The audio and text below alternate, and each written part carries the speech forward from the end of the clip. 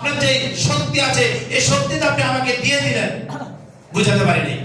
দিয়ে তো দিলেন নাকি দেন নাই? দিয়ে দেওয়ার পরে এই যে আমানত আপনি যে আমাকে দিয়ে দিলেন, এই আমানত আপনি কাকে দেবেন? এই আমানত পাওয়ার মূলত হকদারকে, সে বিষয়ে আল্লাহ তাআলা কোরআনুল কারীম এর মধ্যে স্পষ্ট করে ঘোষণা করেছেন।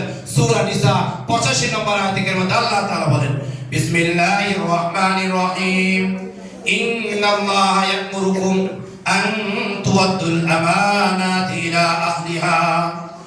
নিশ্চয় আল্লাহ তাআলা আদেশ দিয়েছেন আমানতকে তার সঠিক হকদারের কাছে পৌঁছে দাও। চিৎকার দিয়ে বলছে আল্লাহু আকবার।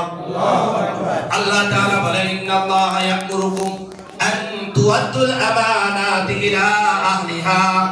কে ওয়াদার করেছেন? জোরে জোরে কে ওয়াদার করেছেন?